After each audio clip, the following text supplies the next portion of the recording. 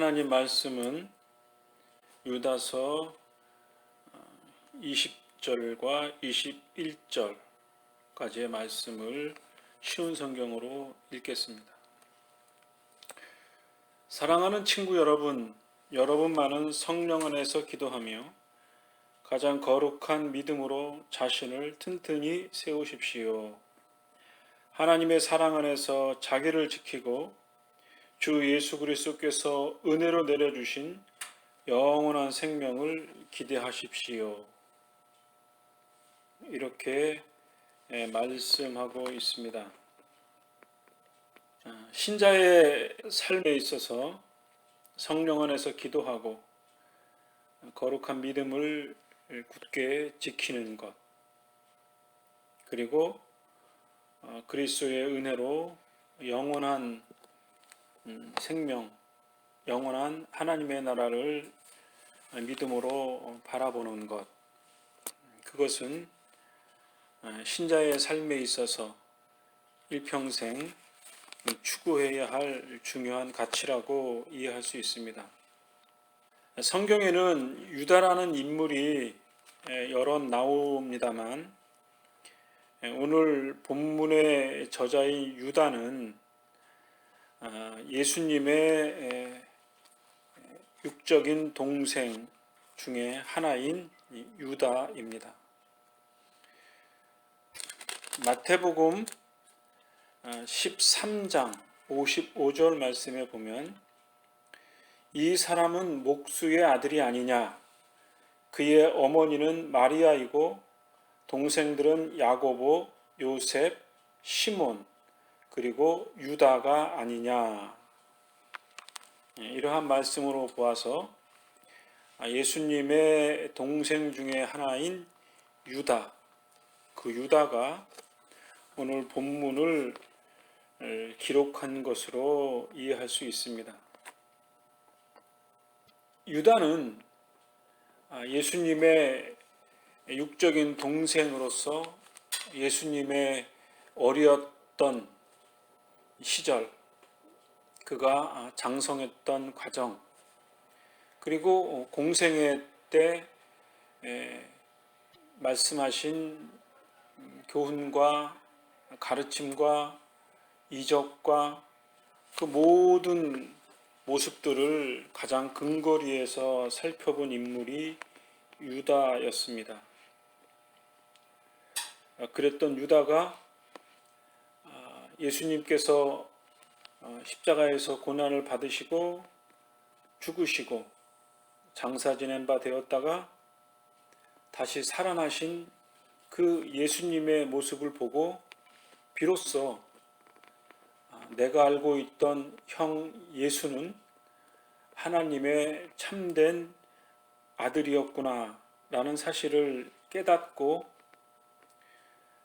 가장 큰 충격을 받았지 않았을까 상상을 해봅니다.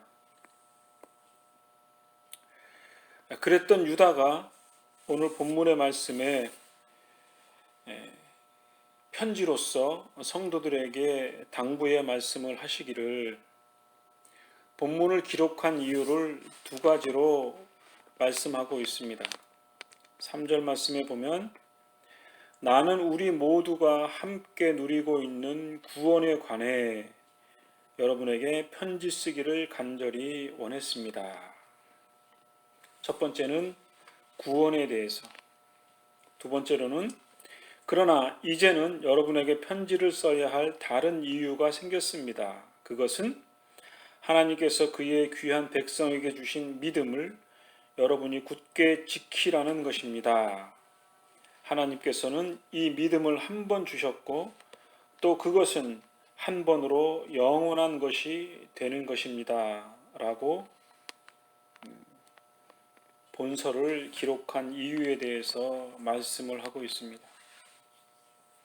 그러니까 하나님께서 이룩하신 예수 그리스도를 통한 십자가의 사건과 부활, 그리고 그 예수 그리스도가 참되신 하나님의 아들이었고 구약에서 예언되어져 있는 그 메시아 어린 양이었고 대속제물이었다라고 하는 사실을 통해서, 그리고 그가 부활하심으로 생명의 첫 열매, 죽음도 극복해내는 영원한 생명을 이루신 분, 그리고 그를 믿는 모든 자들에게 주는 구원, 생명, 죄사함, 이 사실을 명확히 하고자 했습니다. 그리고 그 위대하신 예수 그리스도를 끝까지 굳게 믿음으로 지켜라. 한 번 주신 그 믿음, 그 구원을 영원한 것이 되도록 우리가 끝까지 신뢰해야 한다라고 초대교회의 성도들에게 권면하고 있는 것이죠. 초창기의 신자들은 이 완전한 구원과 믿음, 이것에 대해서 흔들리지 않았습니다.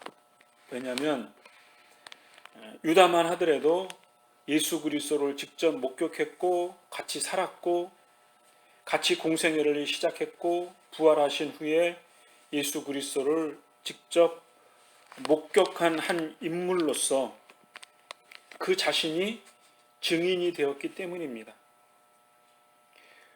그래서 더 이상 예수 그리스도의 믿음에 대해서 의심하지 않았습니다. 그런데 시간이 흐르고 새로운 사람들이 교회에 들어오게 되면서 예수 그리스도의 구원과 믿음에 손상이 되기 시작했습니다. 인간이 가지고 있는 연약한 불신으로 말미암아 생긴 것이라고 이해할 수 있겠죠. 그래서 유다는 4절에 이렇게 권면하고 있습니다. 몇몇 사람들이 몰래 여러분 가운데 들어왔고 그들은 자기 자신들이 한 짓 때문에 벌을 받게 될 것입니다. 이렇게 말씀을 하고 있습니다. 그러니까 몇몇 사람들이 교회에 들어와서 처음에는 예수 그리스도를 믿었겠죠. 그리고 믿는 사람들의 전도를 통해서 교회에 들어왔으나 시간이 지나면서 그들이 가지고 있는 인간의 연약함이 드러나기 시작했습니다. 자기 자신을 자랑해야 되고 또 다른 사람들도 자기 자신을 이렇게 높여주어야 하고, 그래서 16절에는 악한 일을 행하고 자기 자랑을 하기에 여념이 없었다고 했습니다. 그러니까 인간이 가지고 있는 자기의 내면적인 연약함, 인간의 죄성이 교회 공동체 안에서도 성화되지 못하고 인간의 악한 모습들이 초대교회 안에 산재되어져 있었다라고 하는 사실입니다. 더 나아가서 이러한 것들은 결국 하나님을 반대하고 하나님이 주신 은혜를 죄짓는 데 사용하고 그리스도를 거부하는 데까지 이르렀다고 4장 하반절에 말씀하고 있습니다. 교회라고 하는 것은 믿는 사람들이 모여서 주님을 높이고 은혜를 감사하고 그리고 장차 임할 하나님의 나라를 간구하고 그 은혜의 삶으로 살아가는 것이 신자의 삶이었고 교회 공동체의 존재 목적이라고 할 수 있겠죠. 그런데 몇몇 사람들이 교회에 들어와서 예수 그리스도의 구원과 그의 신실하심에 대한 믿음을 저버리고 하나님을 반대하고 은혜를 저버리고 죄 짓는 데 쓰고 그리스도를 배척하는 어리석은 일들이 교회 안에 산재하게 되었다라고 하는 거죠.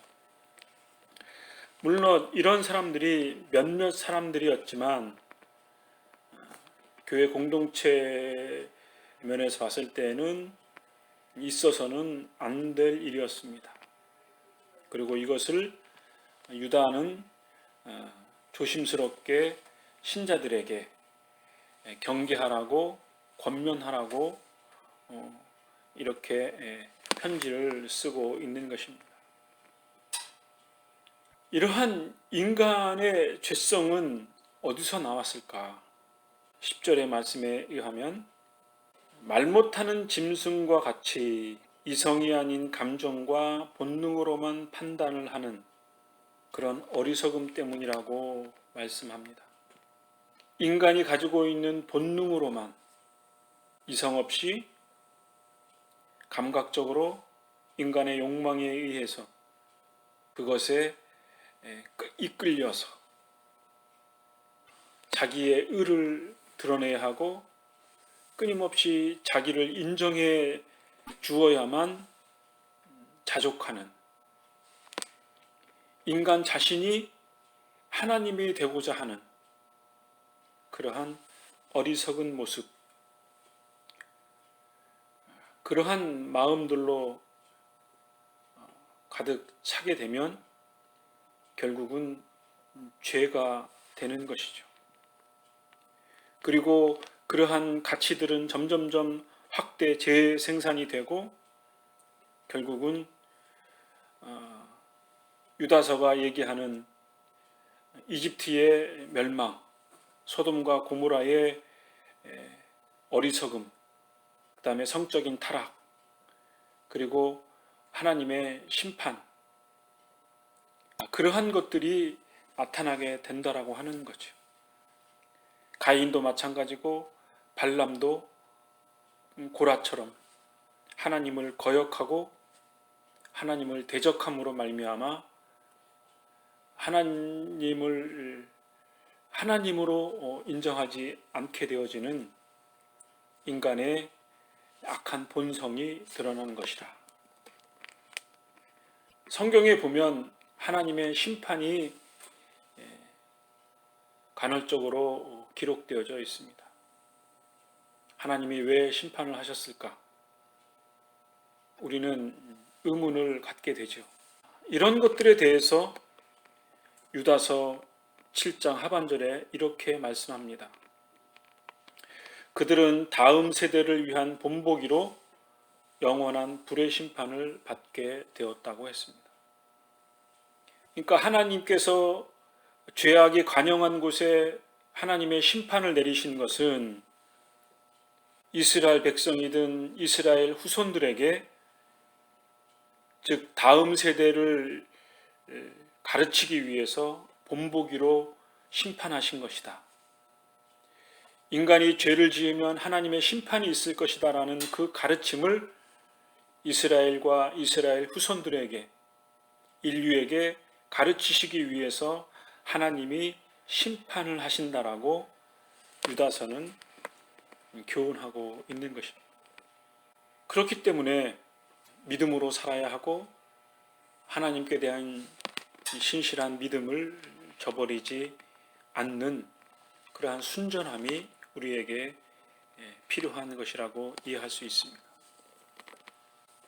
그렇다면 이렇게 범죄한 사람들에 대해서 하나님의 심판이 있음을 유다는 직시하면서 우리들에게 교훈하는 것, 신자들에게 교훈하는 그 가르침이 무엇이었을까? 20절의 말씀에 이렇게 말씀합니다.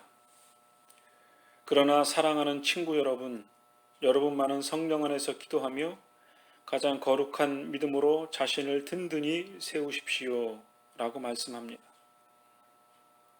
성령 안에서 기도하고 거룩한 믿음으로 자신을 든든히 세우는 것, 이것은 앞에서 말씀드렸던 19절의 말씀, 사람들 사이를 갈라놓고 죄로 물든 육신의 정욕대로 행동하게 하는 그 행위들 속에는 성령님이 거하시지 않는다 이거죠. 그리스도의 사랑으로 하나 되지 못하고 인간의 욕망으로 죄를 생산하는 것은 성령님께서 기뻐하실 일이 아니다. 그렇기 때문에 참된 신자들은